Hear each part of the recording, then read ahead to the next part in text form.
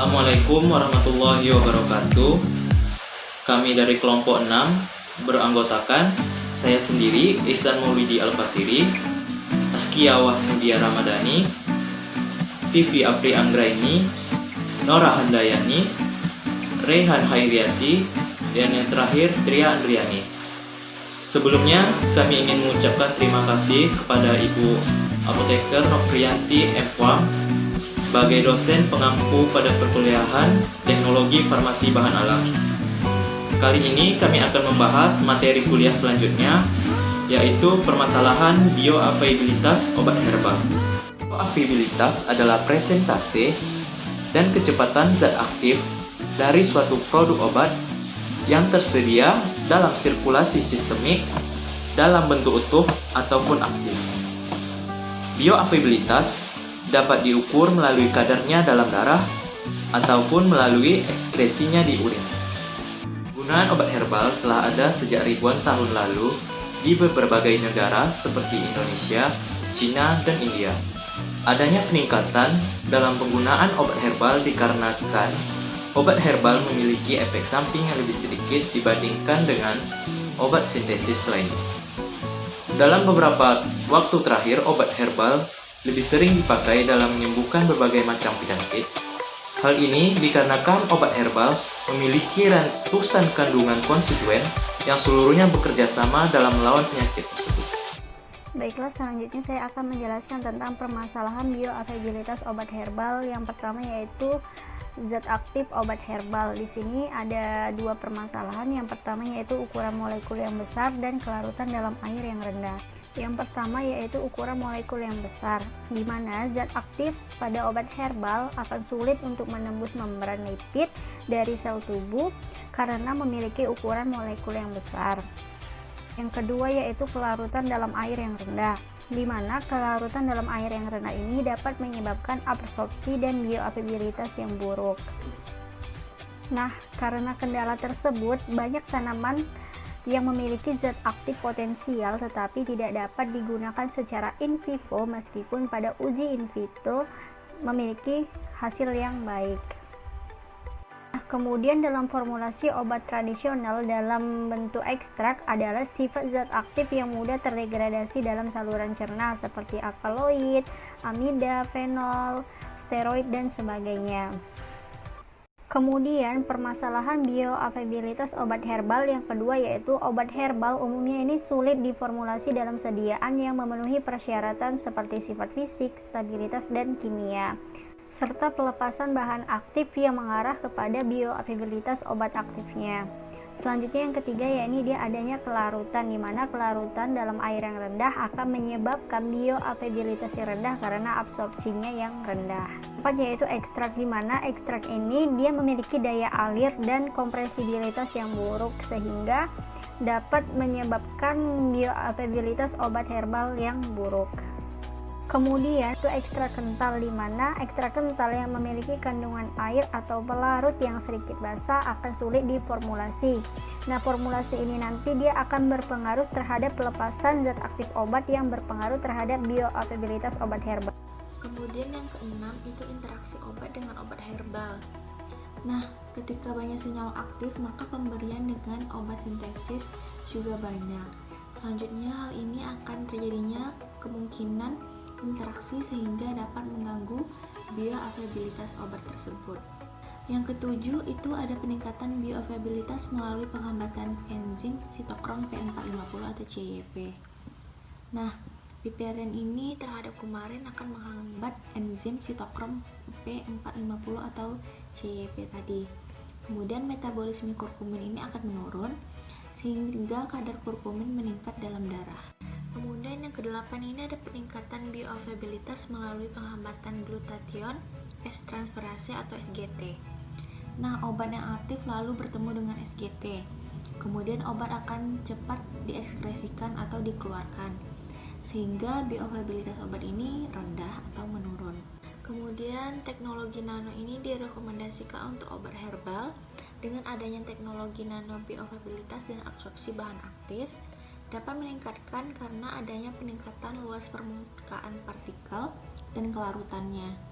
Selain itu, dalam ukuran nanopartikel memiliki waktu tinggal yang lebih lama karena dijerap oleh mukosa usus. Kemudian, teknologi nano memiliki beberapa keuntungan, yaitu dapat memodifikasi karakteristik permukaan dan ukuran partikel sehingga obat herbal dapat ditargetkan untuk suatu organ seperti otak, paru-paru, ginjal, saluran pencernaan dengan selektivitas dan efektivitas dan keamanan yang tinggi. Selain itu, ada pelepasan senyawa yang dapat dikontrol sehingga meminimalisir efek samping, dan obat herbal dengan ukuran nano dapat diberikan dalam konsentrasi tinggi dikarenakan ukurannya kecil dan kapasitas pemuatan yang tinggi.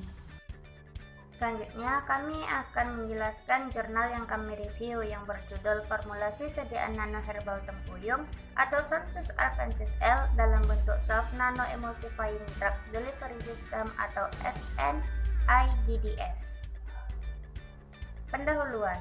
Tempuyung atau Sensus arvensis L merupakan tanaman asli Indonesia yang berkhasiat sebagai diuretik dan antioksidan.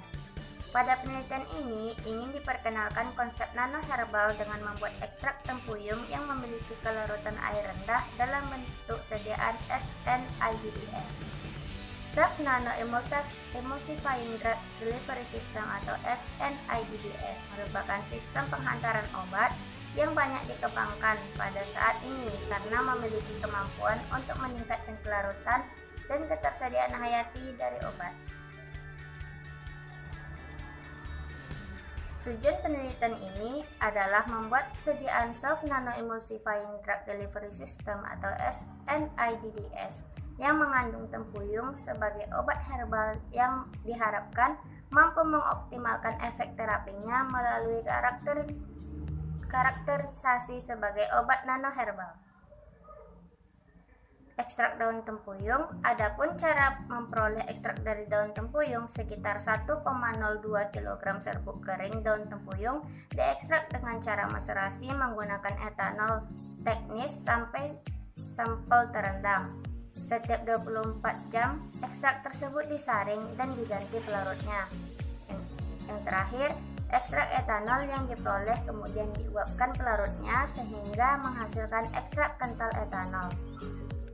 Selanjutnya ada formulasi dari Soft Nano Emulsifying Drug Delivery System untuk ekstrak etanol daun tempuyung, di mana formula yang digunakan berupa Capriol 90 sebagai fase minyak, Twin 20 sebagai surfaktan, dan PEG 400 sebagai kosurfaktan.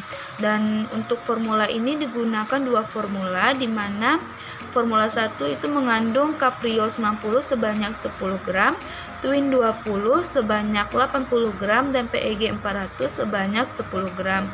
Untuk formula 2 digunakan Capriol 90 sebanyak 10 gram, Twin 20 sebanyak 70 gram, dan PEG 400 sebanyak 20 gram. Selanjutnya ada pembuatan dari Soft Nano Emulsifying Drug Delivery System ekstrak daun tempuyung, di mana digunakan ekstrak daun tempuyung sebanyak 0,5 mg, kemudian ditambah Twin 20, selanjutnya disonifikasi, kemudian ditambahkan PEG 400 dan disonifikasi, selanjutnya ditambahkan Capriol 90 dan disonifikasi sampai homogen. Selanjutnya ada evaluasi untuk penentuan ukuran partikel dan penentuan zeta potensial, di mana untuk penentuan ukuran partikel ini digunakan sediaan yang dilarutkan dalam aqueous dengan perbandingan 1:100, selanjutnya dicampur dengan cara di ultrasonik sampai homogen. Nah, larutan yang jernih tersebut dideterminasi ukuran dropletnya dengan menggunakan particle size analyzer. Selanjutnya untuk penentuan zeta potensial, sediaan yang dibuat dilarutkan dalam aqueous dengan perbandingan 1:100, kemudian dicampur dengan cara di ultrasonik sampai homogen.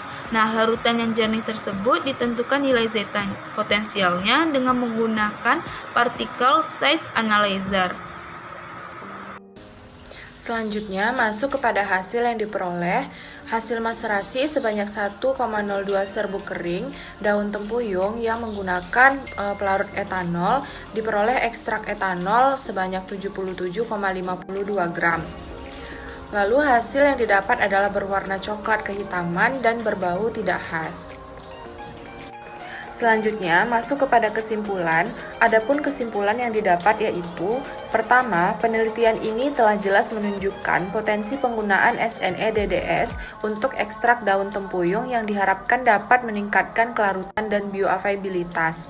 Lalu yang kedua, ekstrak daun tempuyung ini dapat diformulasikan dalam bentuk sediaan SNEDDS menggunakan Capriol 90 banding Twin 20 banding PEG 400 atau 10 banding 70 banding 20 dengan ukuran partikel 16,2 lebih kurang 1,06 nanometer dan nilai zeta potensial minus 37,48 lebih kurang 74 mikrovolum. Selanjutnya, yang ketiga yaitu penelitian ini dapat berfungsi sebagai pendekatan untuk pengembangan formulasi ekstrak yang sukar larut di dalam air. Baiklah, sekian presentasi dari kelompok kami. Lebih dan kurang kami mohon maaf. Wabillahi taufiq wa hidayah. Assalamualaikum warahmatullahi wabarakatuh.